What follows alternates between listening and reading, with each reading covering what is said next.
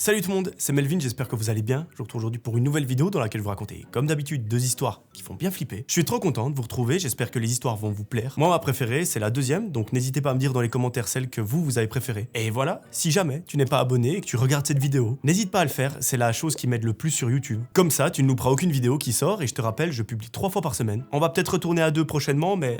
pour l'instant, c'est pas le cas. Et voilà, moi je crois que je t'ai fait tout mon blabla, ma petite pub, je te propose d'éteindre la lumière de là où tu te trouves. Et on est parti pour la première histoire. Cette première histoire, mes amis, c'est celle de Carmen. Carmen, elle a 20 ans, et au moment où elle nous raconte son histoire, elle fait des études tranquillement. Elle a un petit job, le week-end, elle sort voir ses potes dès qu'elle peut, et en gros, elle a une vie normale. Carmen nous raconte que ce soir-là, elle sort du bus pour aller chez une amie après avoir dîné avec ses parents. Donc elle fait un trajet qu'elle connaît absolument par cœur, parce que, elle l'a déjà fait des dizaines et des dizaines de fois. Carmen descend du bus, elle marche dans la rue avec son téléphone en main, parce qu'à ce moment-là, elle est en train de répondre à des messages qu'on lui a envoyés, et surtout, elle écoute sa meilleure musique. Elle marche sans trop se poser de questions, elle nous dit que c'est le genre de moment banal où tu ne penses à rien, tu marches, t'es dans ta bulle, sauf que tout à coup, quelqu'un surgit devant elle. Notre amie lève la tête pour voir de qui il s'agit, sauf que tout va très vite. Le mec l'attrape par le bras, la plaque contre un mur et elle comprend immédiatement que ce n'est pas une blague et que ce mec est réellement en train de l'agresser. L'homme sort un couteau, pas énorme mais suffisamment pour que ça fasse beaucoup de dégâts, et il lui dit « Écoute, si tu veux pas que je te fasse de mal, donne-moi tout de suite ton téléphone et ne dis rien. » Carmen bloque complètement parce qu'on lui a toujours dit que si ça lui arrivait,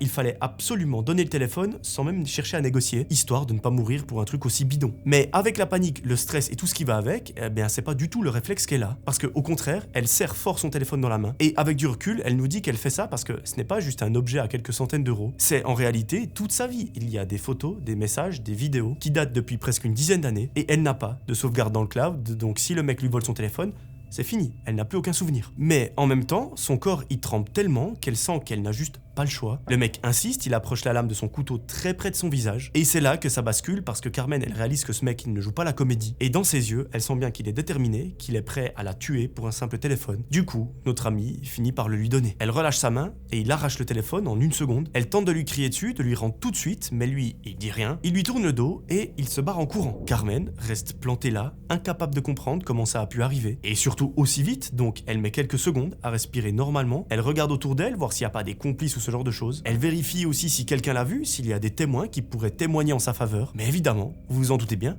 il n'y a personne. Là, elle ressent ce mélange logique de colère et de peur qui la traverse de haut en bas en quelques secondes. Donc ce qu'elle fait, c'est qu'elle reprend son sac qui est par terre parce qu'elle l'a fait tomber. Elle marche très vite jusqu'à chez son amie et heureusement qu'elle connaît la route parce qu'elle aurait été bien embêtée pour trouver son chemin. Parce que oui, je vous le rappelle, elle n'a plus Google Maps. Carmen arrive devant chez sa pote, elle toque, son amie lui ouvre la porte, et elle la voit dans un état pas possible. Carmen lui raconte tout d'une traite, elle tremble, elle dit qu'elle s'est fait voler son téléphone, qu'elle ne pouvait juste rien faire et qu'en plus de ça, le mec la menaçait avec un couteau. Évidemment, sa pote elle comprend très vite qu'il s'agit de quelque chose de grave. Elle lui dit de rentrer, elle la fait s'asseoir sur le canapé du salon, elle lui donne un verre d'eau pour qu'elle se calme un peu et puis elle sort son propre téléphone pour faire ce que n'importe qui aurait fait à sa place. Elle ouvre Snapchat, elle va sur la map pour voir où se situent ses potes et évidemment, elle remarque la localisation de Carmen qui vient de s'actualiser. Elles arrivent donc à voir où le téléphone se trouve et d'après ce qu'elle voit, il n'est pas loin du tout, genre à même pas 10 minutes à pied, dans un vieil immeuble dans un quartier qu'elles ne connaissent pas vraiment. Et mes amis, c'est là que les ennuis commencent parce que Carmen, vous la connaissez un petit peu, dans l'état où elle est, elle a une chose en tête, c'est de se venger, et donc, elle veut y aller. Son but, c'est de récupérer son téléphone, elle ne veut pas attendre pour faire un signalement demain et que ça prenne une plombe, c'est soit tout de suite, soit jamais. Sa pote essaye de la raisonner, elle lui dit que c'est beaucoup trop dangereux, mais Carmen, elle lui explique que dans son téléphone, c'est toute sa vie qui se trouve. Donc si elle attend trop, soit il va le vendre, soit il va le casser, ou même pire, effacer tout son contenu. Et pour elle, vous vous en doutez bien, c'est hors de question. Son amie hésite, elle essaye de la calmer, elle lui dit que c'est beaucoup trop dangereux et que c'est tout sauf une bonne idée, que plutôt elle devrait appeler quelqu'un pour y aller à leur place ou même appeler la police. Mais Carmen en a rien à péter, elle veut juste récupérer ce qui lui appartient, elle est déterminée comme jamais et comme son amie ne veut pas la laisser partir seule, elle finit par lui dire « Ok, je viens avec toi. » Quelques minutes plus tard, les filles sortent toutes les deux dans la rue où il fait nuit noire. Elles cherchent leur chemin sur le téléphone de sa pote, et plus elles s'approchent de l'endroit où se trouve le téléphone, plus elles voient le point qui ne bouge pas. Donc ça veut dire que le mec n'a pas encore enlevé la localisation et qu'il l'a encore sur lui, ou peut-être même dans son appartement. Donc c'est un bon signe parce que si on s'approche et on voit que c'est un appartement, on pourra faire intervenir la police. Arrivé devant l'immeuble, quelques minutes plus tard, Carmen et sa pote se regardent parce qu'on voit tout de suite que c'est un endroit assez délabré, qui a tout sauf l'air safe, pif, mais elles entrent quand même dans le bâtiment. Respect à Carmen et sa pote parce qu'il faut une sacrée paire de couilles. Personnellement, j'aurais simplement appelé la police et je me serais barré. La localisation du téléphone, elle est pas hyper précise, donc les filles essayent de faire un petit peu au pif. Et à un moment, elles entendent du bruit au 2e étage. Alors, premier réflexe, c'est qu'elles y vont. Elles regardent les portes des appartements une à une et elles se rendent compte qu'il y a eu du bruit dans un appartement en particulier. Et elle ne sait pas trop pourquoi, mais Carmen, elle a un feeling. Les 2 filles se regardent, elles savent qu'elles ne devraient probablement pas être là, mais après tout, elles viennent d'arriver, elles ont fait le chemin pour, l'adrénaline prend le dessus, et c'est précisément au moment où elles hésitent encore qu'elles entendent un bruit de pas derrière la porte devant laquelle elles sont. La poignée tourne, la porte s'ouvre, et elles tombent nez à nez avec un grand mec baraqué qui les regarde et qui se retourne pour dire à ses potes dans l'appartement « Eh les mecs, c'est qui ces 2 qui sont devant la porte ?» Et là, en une seconde, tout explose dans la tête de Carmen, parce que juste derrière lui, elle voit une silhouette passer. C'est une silhouette qu'elle reconnaît immédiatement parce qu'elle correspond exactement à celle de son agresseur. Donc celui qui lui a carotté son téléphone dans la rue un petit peu plus tôt. Donc bon, elle le reconnaît, mais malheureusement, le mec la reconnaît aussi. Et quand Carmen, elle voit le voleur qui sort de l'appartement et qui reconnaît son visage, elle comprend très vite que ça va vite tourner au drame. Il fonce sur elle et elle n'a pas le temps de faire un pas en arrière. Il l'attrape par le bras et il la tire dans l'appartement en lui cachant la bouche avec sa main afin qu'elle ne crie pas. Le geste est tellement violent que Carmen, elle est à 2 doigts de tomber par terre. Son ami essaye tant bien que mal de l'attraper, de l'agripper pour pas qu'elle parte, mais un des potes du gars la grippe aussi, il la pousse à l'intérieur et il claque la porte derrière elle. Là, clairement, c'est la merde. Carmen, elle a quand même le temps de voir un peu ce qu'il y a autour d'elle, et apparemment, l'appartement, il est minuscule. Il fait très sombre, ça sent le renfermé, le tabac froid, il y a absolument rien qui n'est rangé, il y a simplement une table bancale, 2 matelas au sol, donc ça ressemble vraiment à un squat ou à un endroit où on fait des choses un petit peu bizarres. Carmen, elle voit tout ça en un seul coup d'œil parce qu'en 2 secondes, elle se retrouve plaquée contre un mur par le même gars que tout à l'heure. Donc c'est comme si la scène de la rue où elle s'est fait voler son téléphone se répétait, mais cette fois-ci, dans un appartement miteux. Là, le voleur la regarde avec un mélange de satisfaction et de colère, comme si elle avait fait exactement ce qu'il voulait en venant ici, un peu comme si elle était tombée dans un piège. Il ne parle pas, il ne lui dit rien du tout, il reste simplement près d'elle, comme dans la rue lorsqu'il la menaçait avec le couteau. Sauf que cette fois-ci, derrière, il y a une porte fermée, et actuellement, ils sont 3 mecs chelous contre les 2 amis. Carmen comprend relativement vite qu'elles n'ont probablement aucune chance d'en sortir vivante. Son amie tremble de tout son corps, et là, elle demande au mec ce qu'il veut. Elle lui explique juste que le téléphone de sa pote, c'est toute sa vie, qu'elles veulent simplement le récupérer, qu'elles ne feront pas d'histoire, qu'elles ne le dénonceront pas à la police. Mais ça ne change rien. Le type lui dit de se taire, et les filles se regardent en mode « mais qu'est-ce qu'on a fait? On est vraiment trop bête d'être venu ici toute seule. C'était tellement logique qu'on allait tomber dans un piège, mais bon, malheureusement, on ne peut pas revenir en arrière. » À un moment, le 3e gars sort un rouleau de scotch très épais, comme si c'était normal d'avoir ce genre de truc sous la main. Et Carmen, elle comprend à ce moment que ce n'est plus seulement une histoire de vol, mais qu'ils veulent clairement les empêcher de parler ou même de crier pour prévenir qui que ce soit. Le voleur lui fait un signe de tête et les filles savent exactement ce qu'il va faire, donc elles commencent à paniquer. Le voleur colle Carmen contre le placard, il découpe un long bout de scotch et il lui plaque sur la bouche d'un coup sec, puis il fait exactement la même chose à son ami. Ce scotch, il les étouffe, Carmen elle nous raconte qu'elle a envie de crier sauf que rien ne sort vu qu'il y a du scotch. Et là, le pote du voleur ouvre le placard, c'est un espace très petit et très vide, où on ne peut même pas bouger correctement, et il pousse Carmen dedans comme si c'était un objet. Son amie, elle tombe presque par-dessus, et là, autant vous dire, c'est clairement la merde. Dans ce placard, elles n'ont même pas la place pour respirer correctement. Et très vite, le mec claque la porte et on l'entend derrière rigoler comme un fou furieux. La pote de Carmen, elle se dit que c'est terminé pour elle parce qu'elles sont tellement dans un endroit petit qu'à un moment, forcément, il n'y aura plus d'oxygène. À ce moment-là, Carmen essaye d'hurler, mais le scotch l'étouffe. Elle essaye tant bien que mal de taper contre la porte, mais malheureusement, son bras est coincé contre l'épaule de sa pote. Elles sont compressées l'une contre l'autre dans un espace minuscule, et là, elles entendent que les mecs mettent la musique un petit peu plus fort. Carmen comprend que les mecs ont monté le son exprès, pas pour faire la fête, mais pour couvrir leurs cris qui sont étouffés, et surtout, les coups qu'elles mettent contre la porte. Carmen, elle se demande s'ils comptent les laisser là indéfiniment, histoire de les faire crever dans ce placard, et rien que d'y penser, elle sent que elle est à 2 doigts de s'évanouir. Dehors, elle entend les mecs parler normalement et rigoler comme si tout ça n'était qu'une sorte de jeu malsain. La musique est tellement forte qu'elle vibre jusque dans le placard. Donc Carmen et sa pote, elles sont dans une situation très délicate, mais il y a une grosse ambiance. Et en fait, elle nous raconte qu'il y a tellement de bruit que ça l'empêche carrément de penser à une potentielle solution. Son amie essaye de taper dans la porte avec son pied, mais le placard, il est tellement étroit qu'elle ne peut juste pas lever la jambe correctement. Et en voyant qu'elle ne peut juste pas bouger, elle se met à pleurer. Au bout d'une dizaine de minutes, ou peut-être même 1 heure, on ne sait pas vraiment, la musique baisse dans l'appartement et on dirait que quelqu'un tape dans le mur d'à côté comme pour leur dire de mettre un petit peu moins fort. Quelques secondes après, les filles entendent une voix dans le couloir et Carmen comprend très vite que c'est pas les mecs qui étaient là, mais c'est plutôt les voisins qui commencent à s'énerver parce que le volume il est tellement fort qu'absolument tout l'immeuble doit vibrer Et c'est là que tout s'enchaîne. Quelques minutes plus tard, Carmen entend un coup sec contre la porte d'entrée, puis une voix qui demande d'ouvrir la porte immédiatement. Les mecs coupent la musique d'un coup, et le silence qui arrive derrière, il est très étrange. Carmen comprend que quelqu'un a dû appeler la police, sûrement pour tapage nocturne. Donc là, clairement, pour les deux filles, c'est leur moment. Il n'y aura pas d'autres occasions, donc elles tapent et elles hurlent de toute leur force pour montrer que quelqu'un d'autre est dans cet appartement et qu'il faut absolument entrer. Évidemment, les mecs, ils jouent les rebelles, ils n'ouvrent pas aux policiers, ils essayent de rassembler vite fait leurs affaires pour se barrer par la fenêtre, parce que logiquement, ils comprennent que pour eux, ça sent un peu mauvais. Voyant que personne répond, les policiers décident de défoncer la porte, et après quelques coups, ils arrivent enfin à entrer dans l'appartement, et malheureusement pour les voleurs, ils n'ont pas eu le temps de partir par la fenêtre. Les policiers les rattrapent et ils les plaquent au sol. Nos deux amies sont terrorisées, elles entendent tout ce qui se passe dans l'appartement, et tout à coup, la porte du placard s'ouvre d'un coup sec, un policier tire Carmen par le bras, et la lumière de la pièce, ça lui brûle les yeux. Le policier tire ensuite sa pote hors du placard et il leur enlève le scotch qu'elles ont sur la bouche. En fait, il les a retirés du placard de façon très brusque parce qu'il pensait que c'était des complices qui se cachaient. Sauf que, en voyant le scotch,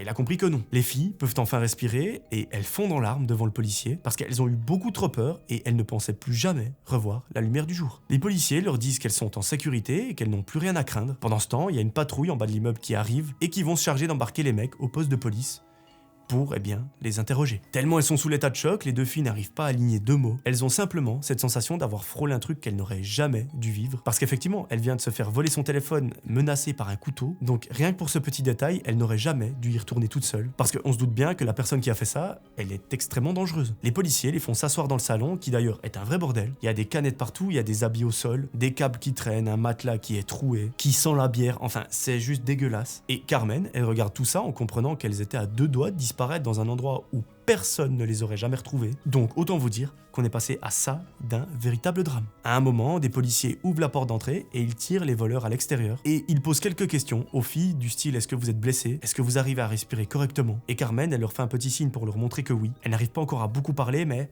ça revient gentiment. Son amie, elle est à côté d'elle, complètement secouée. Elle tremble tellement que Carmen lui prend la main, juste pour qu'elle puisse sentir qu'il y a une présence qui lui est familière et que désormais, tout va bien aller. Un des policiers, à un moment, leur demande comment est-ce qu'elles sont arrivées là, et Carmen raconte tout d'un seul bloc. Pas très clairement parce que tout se mélange dans sa tête, mais elle donne les détails essentiels, comme quoi elle s'est fait voler son téléphone dans la rue, qu'elle a eu extrêmement peur, et qu'elle a rejoint son amie à la suite de ça, et que, vu que sa pote avait son téléphone et sa localisation, elles ont décidé de se rendre à l'endroit où il se situait, et que malheureusement, elles se sont retrouvées face à des mecs qui sont très dangereux. Évidemment, le policier, Carmen, elle a l'âge de sa propre fille, donc il lui fait un petit peu la morale en lui disant que ce n'était pas à elle d'aller là-bas, que c'était beaucoup trop dangereux et que d'ailleurs c'est le rôle de la police, mais tout ça, il lui dit calmement pour pas qu'elle ait la sensation qu'il les engueule, parce qu'à mon avis, c'est pas ce dont elle a besoin actuellement. Dans le couloir, le voleur, il est menotté, il est furieux, il insulte les policiers et Carmen de tous les noms, sauf qu'à un moment, il y a un des policiers qui perd un petit peu patience, il le colle par terre et il lui dit: gros, tu continues, je te promets qu'on va utiliser la force et que ça risque d'un petit peu mal se passer pour toi. Un policier revient vers elle avec un petit sac plastique qui est fermé et il lui dit que visiblement son téléphone était posé sur la table juste à côté d'un cendrier. Donc Carmen, elle le prend comme si c'était juste un objet, alors que souvenez-vous, il y a à peine 2 heures, ce téléphone c'était toute sa vie. Les agents les escortent dehors pour qu'elle puisse respirer un petit peu de l'air frais et ça leur fait le plus grand bien. Derrière elle, les policiers fouillent tout l'appartement, ils sortent des sacs remplis de trucs qui n'ont rien à faire là, du style du scotch, des sangles, des couteaux de cuisine, des substances un petit peu particulières. Et Carmen, elle détourne les yeux parce qu'en voyant ça, elle comprend que voilà, le pire aurait pu leur arriver. Quand elles arrivent en bas de l'immeuble, une voiture de police les attend pour les emmener déposer plainte. Carmen monte à l'arrière, son amie s'assoit juste à côté d'elle et elle voit dans ses yeux qu'elle est encore complètement en état de choc. Elle ne se parle pas, elle se contente simplement de respirer et de réaliser qu'elles sont vivantes, ce qui, on est d'accord, paraît complètement dingue quand on sait ce qu'elles viennent de vivre. Au commissariat, un des agents les prend en charge, il leur donne un petit verre d'eau et surtout, il leur laisse un peu de temps, histoire de souffler un peu, reprendre ses esprits et commencer à tout leur raconter. Ce policier, il prend note d'absolument tout ce qu'elles disent et il leur dit qu'elles ont eu un excellent réflexe, c'est celui de taper contre la porte du placard. Parce que, après tout, peut-être que c'est ce qui a fait que les voisins appellent la police. Ça, on n'a pas la confirmation, mais peut-être qu'ils ont entendu des bruits un petit peu chelous hors la musique et que ça les a peut-être interpellés. Ce n'est qu'une théorie parce que pour moi, la vraie raison, c'est qu'en fait, elles ont tapé si fort contre la porte que les mecs ont décidé d'augmenter le volume de la musique et que c'est pour ça que les voisins ont appelé la police. Pour une raison de tapage nocturne, que ça les emmerdait beaucoup trop. Et donc, si elles n'avaient pas fait ça, si elles n'avaient pas fait de bruit dans ce placard, peut-être qu'ils auraient laissé la musique au même volume et que Carmen et sa pote, on ne les aurait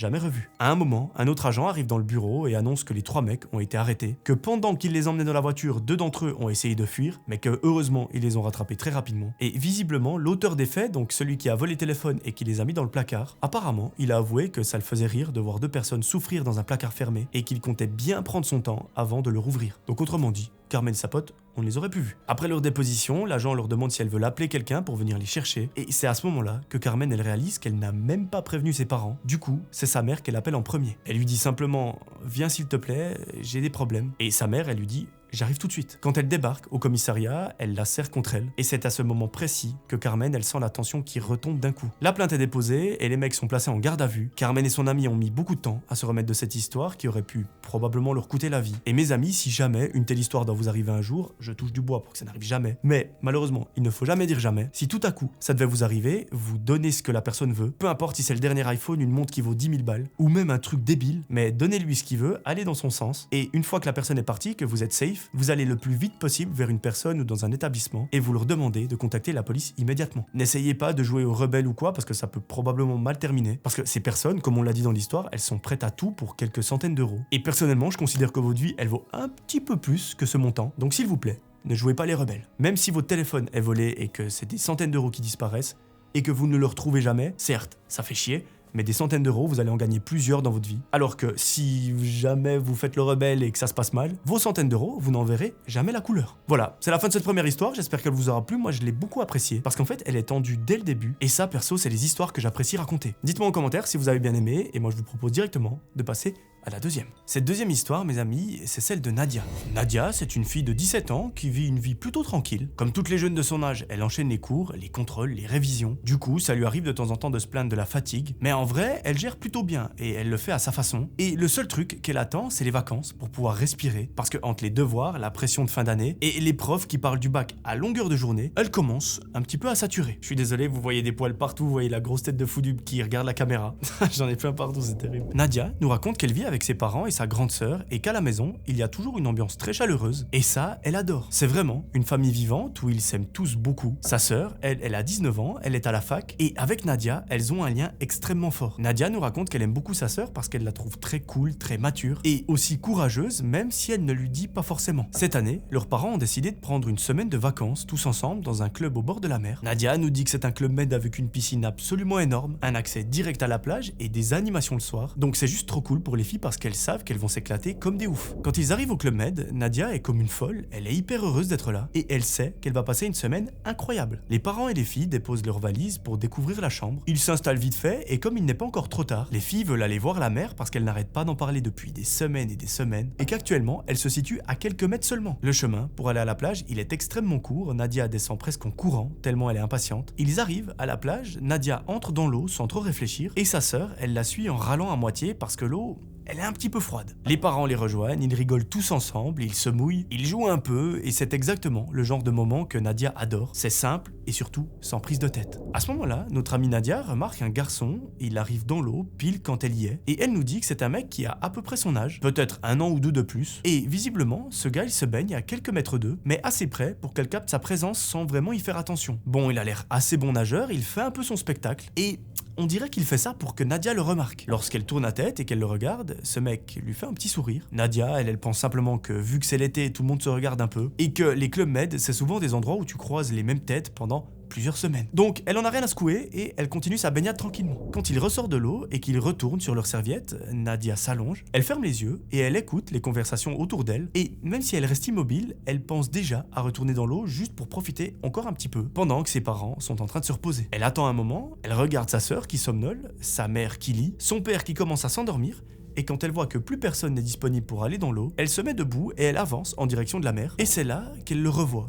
Le même garçon que tout à l'heure, celui qu'elle avait vaguement remarqué, et il entre dans l'eau presque au même moment. Cette fois-ci, notre amie se dit que ce n'est peut-être plus une coïncidence. Du coup, elle le calcule un peu plus. Le mec nage assez proche d'elle, il lui sourit et il s'approche de façon naturelle. Et les deux finissent à discuter comme 2 jeunes qui se rencontrent en vacances. Il lui demande son âge, elle lui répond, elle lui demande d'où il vient, et il lui dit qu'il est venu avec des potes, qu'il adore ce club med, et que la température de l'eau est parfaite aujourd'hui. Nadia, bon, pas trop d'accord avec lui, elle se laisse porter par la conversation. Nadia se sent bien, elle se dit que ce mec est très sympa, que ça pourrait peut-être même devenir un petit flirt d'été, comme on en voit dans les films les plus romantiques, donc c'est trop cool de vivre ça. Sa sœur et ses parents sont pas loin sur les transats, donc en plus elle se sent en sécurité. Nadia, elle nous avoue qu'elle n'a jamais eu de copain, alors elle est plutôt intimidée. À vrai dire, elle ne sait pas trop comment se comporter face à lui, mais une chose est sûre, c'est que ce mec, il lui plaît beaucoup. Et en même temps, quand il parle, tout est naturel, le feeling passe extrêmement bien. Il nage côte à côte, il rigole, il se rapproche naturellement. Et à ce moment précis, Nadia, elle nous raconte que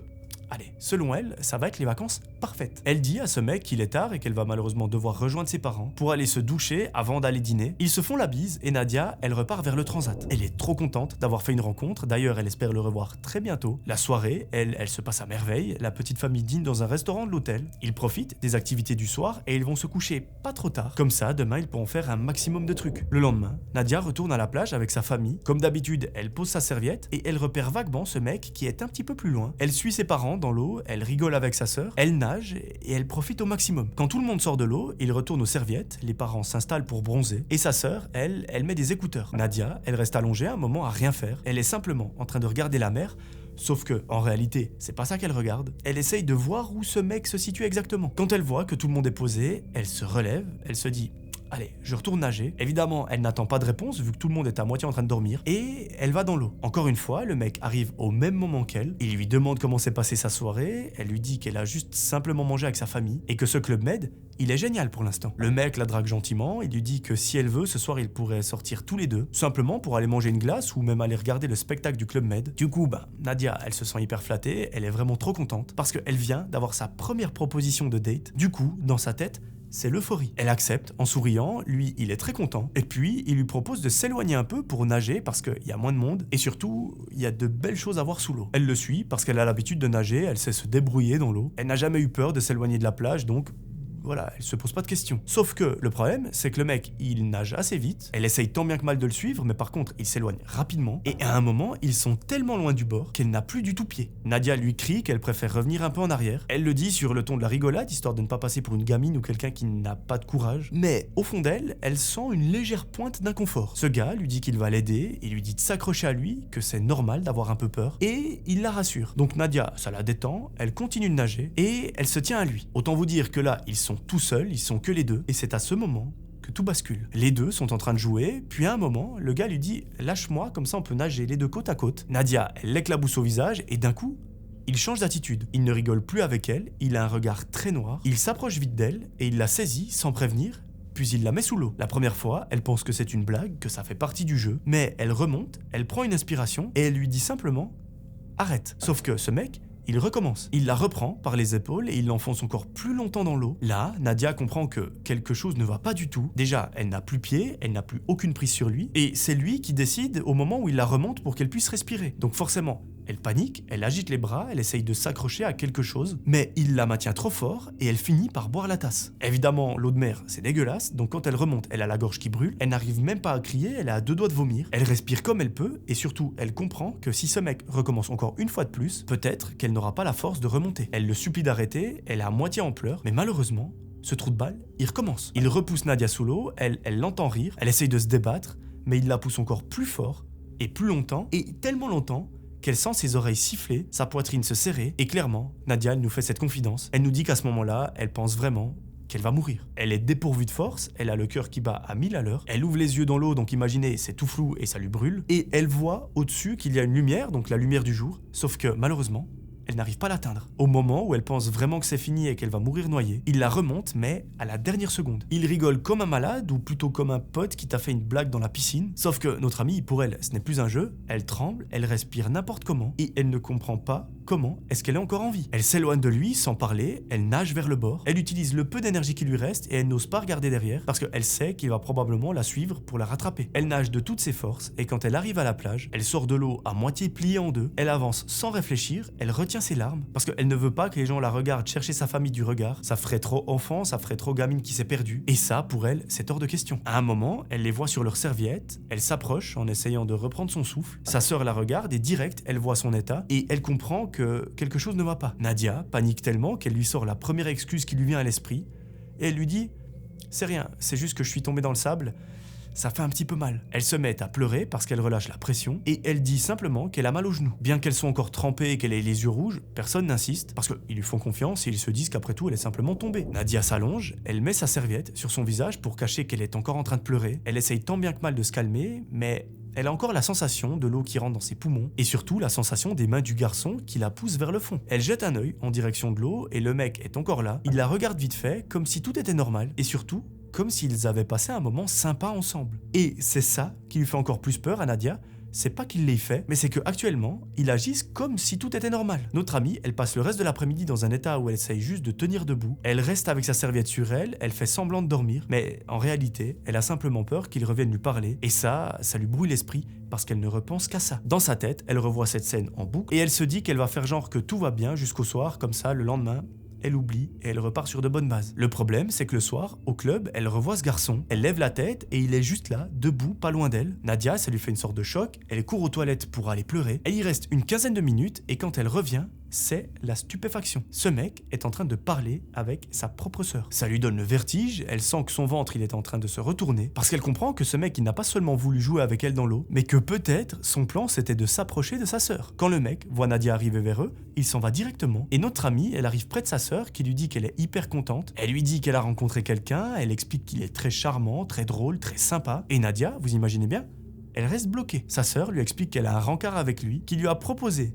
un petit bain de minuit sur la plage et qu'elle va y aller parce que vraiment ça a l'air d'être génial. Elle lui dit ça tellement naturellement que Nadia, elle a l'impression de recevoir une gifle en pleine gueule. À ce moment-là, Nadia essaye de lui parler pour lui dire la vérité. Elle lui dit surtout il ne faut pas y aller, qu'il est bizarre, qu'il a fait un truc très grave cet après-midi, mais elle n'arrive même pas à lui expliquer concrètement ce qui s'est passé, tellement elle est en panique. Du coup, vous imaginez bien, sa sœur, elle lui dit simplement qu'elle est jalouse et qu'elle veut lui gâcher son plan. Donc, elle ne prend rien au sérieux. Là, Nadia comprend qu'elle ne pourra pas la convaincre. La soirée passe tranquillement et pendant qu'ils sont en train de regarder le spectacle du club, Nadia, elle voit sa sœur qui part rejoindre ce mec. Elle hésite un moment parce qu'elle ne veut pas que sa sœur lui en veuille. Elle en vient même pendant une seconde à minimiser ce que ce garçon lui a fait, mais elle reprend très vite ses esprits et elle n'attend pas plus. Elle va voir ses parents et elle les prend à part et elle leur raconte absolument tout. Elle leur dit que ce mec l'a entraîné très loin, qu'il l'a maintenu sous l'eau pendant extrêmement longtemps et qu'il a juste cru mourir. Ils comprennent que ce mec, il est dangereux et qu'il a donné rendez-vous, cette fois-ci à sa sœur, pour un supposé bain de minuit. Les deux parents mettent environ une seconde à saisir vraiment ce qui se passe. Ils regardent Nadia avec un mélange de choc et d'urgence, puis leur réaction est immédiate. Ils se lèvent tous les deux d'un coup et ils se mettent à marcher vite vers la plage parce qu'ils comprennent que si leur fille est déjà partie, il faut courir avant qu'il ne se passe quelque chose de grave. Ils traversent le Club Med tous les trois. Nadia, elle court derrière eux en tremblant. Elle n'arrête pas d'imaginer ce qu'elle a vécu, mais cette fois-ci sur sa sœur, et elle a une peur absolument énorme,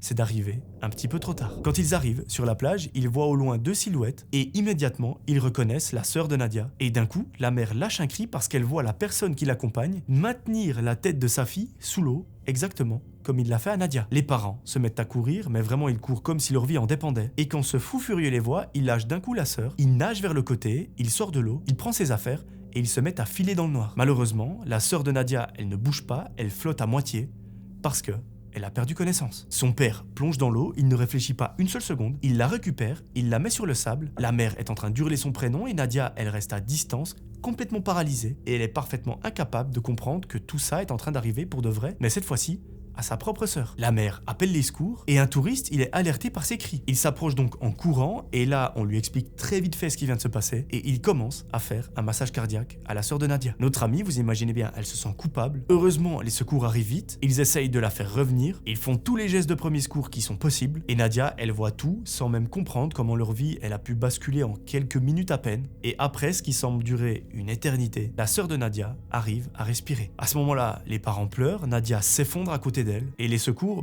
même si elle respire, c'est pas fini. Ils l'emmènent très vite dans l'ambulance parce qu'ils disent qu'elle a juste failli y rester. Bon, autant vous dire que la nuit, c'est un chaos total entre l'ambulance, la police, les larmes, la colère, la peur, enfin c'est vraiment le bordel. Très vite, c'est tout le Club Med qui est au courant. Tout le monde demande des nouvelles de la fille, voir si elle va bien, et personne ne comprend comment un garçon a pu faire ça aussi naturellement devant tout le monde, et pas une seule fois.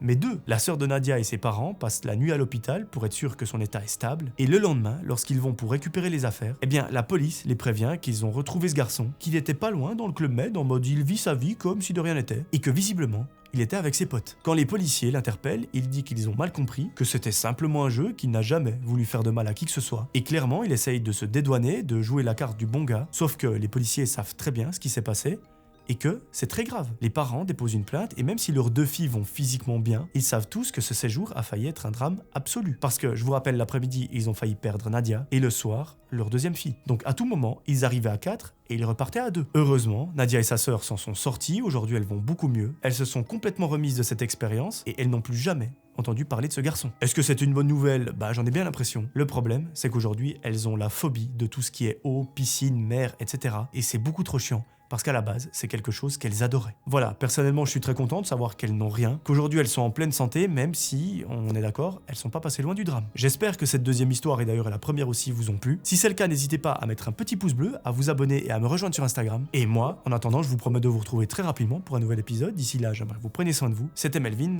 ciao tout le monde.